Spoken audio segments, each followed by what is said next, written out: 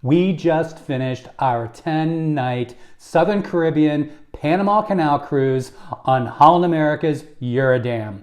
You'll want to stay tuned for this very mixed review. Find out why some things just didn't live up to our expectations.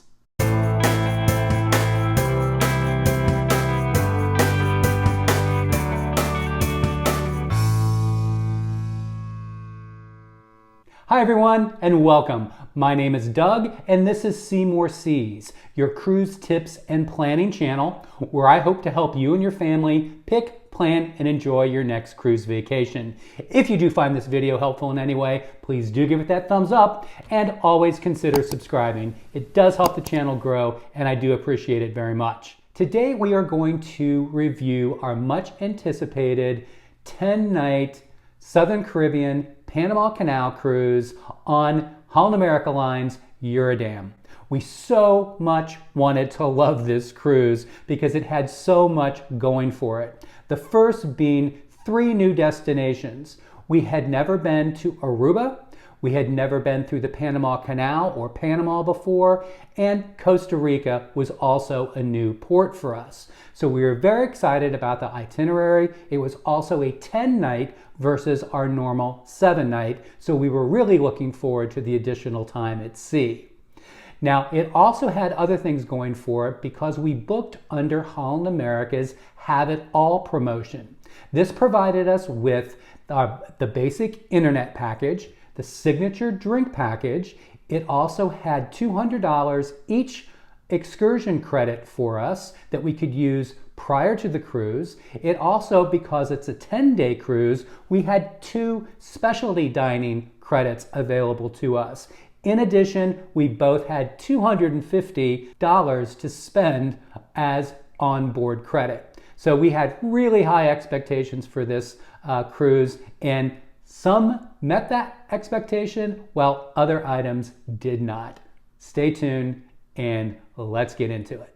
Just to let everybody know, this is going to be a 2-part review. This first video is going to be a review of the ship design and condition, our stateroom, as well as all the entertainment on board. So look for the second half of this review when available in the link below. Thanks, and I hope you enjoy part 1. For those that follow and subscribe to the channel, you do know that when I do my ship reviews, I use Doug's ship score. Now that spells out the word ships. As you can see, there are 5 possible stars in each category. At the end of all 5, I will review an overall ship score. So let's get started with the ship condition. The Eurodam itself was built in 2007 and it holds about 2,100 passengers. It was partially refurbished in 2015 with some of the suites getting some upgrades as well as most of the public areas. Now, the ship just went through a 2-week dry dock just before we embarked. So we were hoping to see some upgraded items on board. One of the things that first struck us about the condition of the ship is that in several of the upper deck areas, including most of the pool areas, as well as the areas surrounding the cabanas of the retreat, is that there were tons of sanding of the railings throughout the open decks. So all of these white railings had workers on them sanding with electric sanders. They would come by then and clean it, prime it, and then paint it with some very, very strong smelling paint. So throughout the entire 10 days, if I would have rented one of those cabanas in the retreat area, I would have been very upset. There were many times when I was walking on the 3rd deck promenade, which Holland America is known for. It is that teak area around the ship where you can traverse the entire bow to stern on the outside. There was tons of work being done there.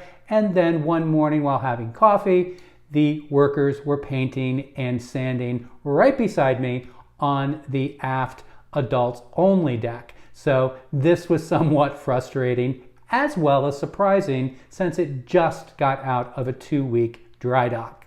Now, in that dry dock, it did seem that they did replace a lot of the carpets. The crew had told me that much of the furniture in most of the public venues had also been replaced, and they looked to be in pretty good shape.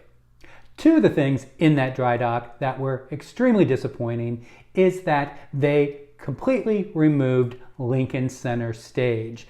There was a dedicated venue for Lincoln Center Stage. They've taken down the logo and they have covered the piano. There were no performances in that area during our sailing, and they only used the area once or twice for an art auction. They also removed the gallery bar. The gallery bar was next to the casino right behind BB King's. It was a beautiful area on the New Amsterdam when we sailed her, and it no longer exists. They replaced all of the nice paintings as well as the comfortable, classy furniture in there with additional slot machines. So the gallery bar should be renamed the casino bar because there is no gallery.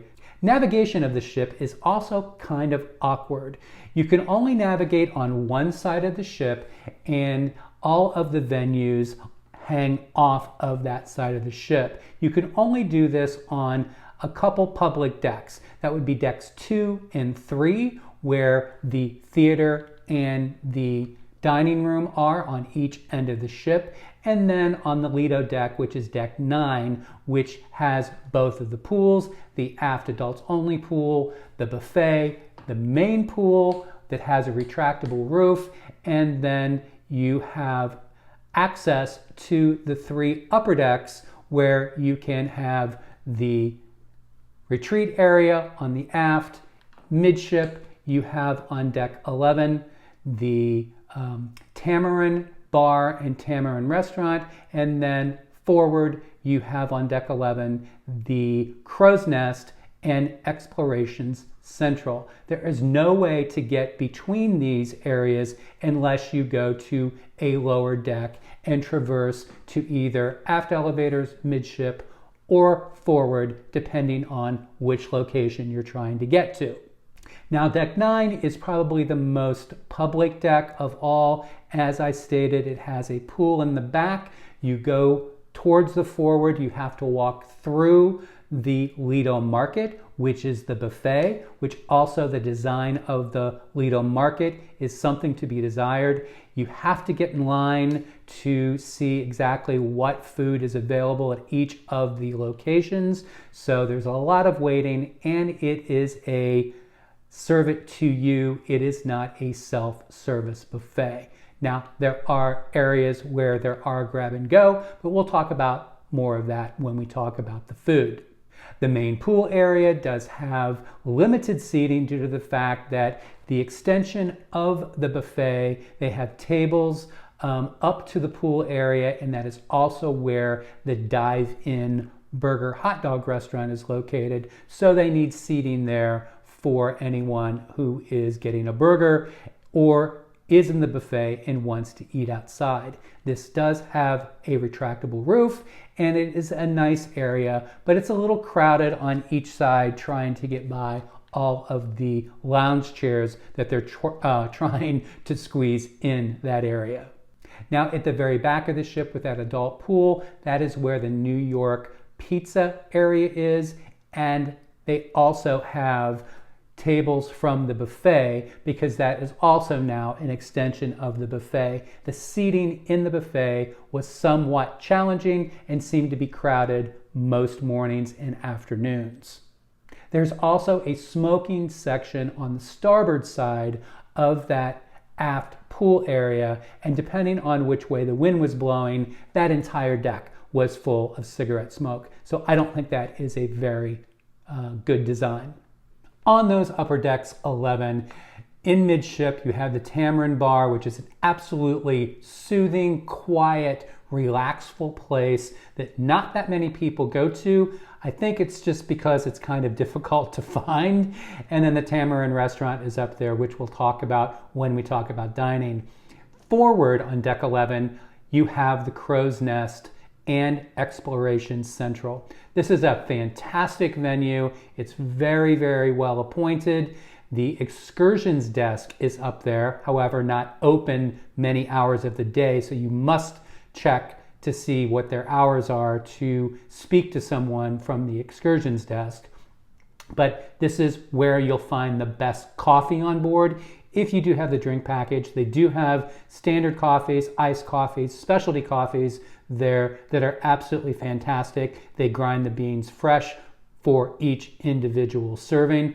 There's also a tiny little bit of snacks there. They normally serve it to you, tiny little chocolates and tiny little treats, but nothing more than that. The only place I could find a cookie on board was at the ice cream section of the buffet that normally had a line of about 10 to 15 people before you could get to the cookies.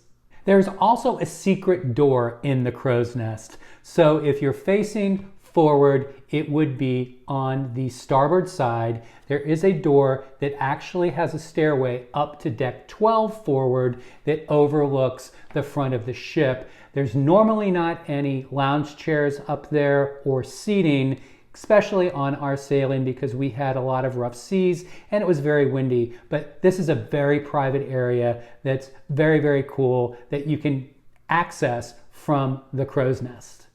One additional side note for the crow's nest is that there are tons of puzzles and board games that seem to be very, very popular for the Holland America demographic because this area was very crowded most of the cruise, not just sea days, but you'll have families as well as people getting together playing lots of card games, lots of board games, and helping one another finish multiple puzzles. So this was something a little new for us. We did not notice this on the New Amsterdam, but on the Eurodam for this sailing, it was packed full of gamers. So very interesting and something that was a little surprising to us. So there was a lot to cover there in the ship design and condition. I'm going to give this category 3.5 stars. There were some issues with the continued painting and repairing of the railings in the open decks throughout the 10-day cruise, and then some of the frustrating components of traversing the ship in the only few public decks that you were able to do so. So for ship design, 3.5 stars. So next up is H for hotel. That is the stateroom as well as the entertainment. Let's start with the stateroom. Now, we were doing a 10-day instead of a 7-day, so we decided because of the extra time and because we were going to be going through the Panama Canal that we wanted to have a large balcony. So we upgraded our standard balcony to a signature suite. On Holland America, this is the entry-level suite that does not come with many extra perks like it does on some other lines. So this was just a larger room, very, very nice. It had tons of closet storage. It had 2 different desks. That was amazing. Worked out very well for both of us bringing our laptops. It had a king size-ish bed. It's 2 twins pushed together, and it was very comfortable, very nice bed. It had a lot of power outlets throughout the cabin and on each side of the bed, which is very, very nice. The bathroom was huge. It had dual sinks with dual vanities, but the storage in the bathroom was a little lacking. Those 2 mirrors do not open up as medicine cabinets. There is no other storage except on the counter. There is a small drawer in the middle between the 2 sinks, and then there's a shelf below. But what's nice is it did have a jetted tub as well as a shower wand in the tub and then a separate shower beside that. So both people in the stateroom can get ready at the same time. So this was a huge benefit. Now, one thing that we did notice about the stateroom is that when we entered the bathroom, there was a very strong mold odor. So we got very concerned right away. We quickly realized that this was coming from the tub. So we thought it was just mold in the jets of the tub that nobody had used for several weeks. So we decided to fill the bathroom up with hot water, put some shampoo in there, ran the jets for about 10-15 minutes. The smell went away. So we thought, okay, we cleaned out the jets, we're good to go. And then once it drained, the smell came back. We quickly realized that this was coming from the drain. So as soon as we turned the knob to close the drain, the smell stopped.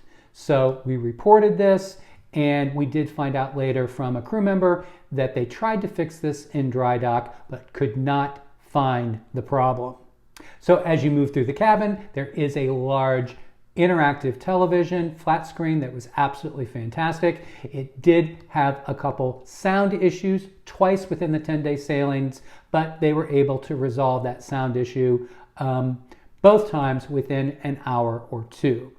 Now, our balcony area was outstanding. We were right on the bend of the ship. This is stateroom 7080, 7080, and we were on the port side. So this was an exceptional balcony due to the fact that it had the outward facing area, and then on the bend, as the ship's rooms curved, we had a forward facing view. So this was excellent for the Panama Canal, and I will be doing a full room review in a separate video. The second part of hotel category is entertainment. Now, the entertainment on board was average at best. This is the area where it started to go downhill a little bit. There was what I feel very limited selection and a lot of repetitive type of entertainment provided. Getting rid of Lincoln Center Stage was one of our biggest disappointments, as well as their partnership with BBC Earth. Those two combined provided for an excellent main theater show. There was none of that on this sailing, and some of the other venues just weren't up to par. They do have a great relationship with Step One Dance Company. Now, these performers are absolutely top of their game. They're absolutely fantastic performers. However, their shows, which there were 3 of them during our 10-day sailing, seem to get a little bit redundant and repetitive based on watching these exceptional dancers dance to contemporary music, and I have to say some pretty decent and inventive type of visual effects on the LED screens that they recently upgraded during dry dock. Now, they do have BB King's. BB King's Blues Club Band was very, very good. However, after you watch them for 2 or 3 nights, it seems to be the same thing over and over again. And then the Billboard on board, which is the dueling pianos, is a great venue. However, the female vocalist microphone was turned up way, way too loud because it became very, very difficult to enjoy their performance. This is also located right beside the casino, and so all of the additional slot machines that were added, it seemed that they have turned down the bells and beeps and whistles coming from the casino based on our previous experience from the New Amsterdam. But still, if you were on the edge of that venue near the casino, their performance was competing with all of the sounds coming from the slot machines. So somewhat annoying. There were a few comedians that also were added that performed in BB King's when the BB King's band was not playing. They seemed to be fine. They were pretty good, and I went to a couple of the performances. Now, there was something new that I did on this cruise that I hadn't done in all of the previous cruises. as I went to several of the enrichment talks by Stephanie, the cruise director. She was absolutely great. She had a very confident and calming presentation style, and she was perfect for this demographic on this particular cruise. I think I went to more enrichment lectures on this cruise than I have been in all of my 25 plus cruises combined, because there was really not much to do during the day, specifically on sea days, and we had 4 sea days on this 10-day sailing. There was a bright moment in the entertainment on board with a trio called 3rd Avenue West. They played in the Oceans Bar, which is on deck 3 midship, and it is part of the upper area of the atrium. It's a large bar. They played contemporary, easy listening music, and it consisted of a piano player, a bass, and electric guitar. They were fantastic. However, the only issue here was that because it was in a lounge, you had those groups of people that thought because they were in a bar, they could continue to speak at full voice, they could do shots, they could laugh, yell, have a carrying on good time, and it really detracted from the ability of everyone else to enjoy their music. This was extremely frustrating, and we found it difficult to enjoy a complete set in this particular venue because of that. So the score for hotel, which is the stateroom and the entertainment, I'm giving it 3 stars. Mostly because of the entertainment. The cabin did have a couple issues, but it was fantastic. Great location, great size, lots of storage. However, the entertainment was just lacking on this particular cruise. The removal of Lincoln Center Stage was very, very disappointing. And then the repetitiveness and the lack of choice for daily activities on board was why I had to give it only 3 stars. So there you have part 1 of my review of Holland America Line's Eurodam for our 10-night Southern Caribbean Panama Canal trip. Now, I will be having part 2 coming up very shortly, and that will contain all of the itinerary, ports, excursions, the food, service, and that final ship score. So make sure that you check back here for the link in the description below. And I want to thank everyone who supports the channel, especially all of those that I met while sailing on this particular cruise. You were all very, very supportive, and I really, really do appreciate it. Everyone else that's watching, please, if you do find this video helpful in any way, give it that thumbs up and subscribe to the channel if you have not done so already. So look forward to part 2, and as always, I'll see you again soon.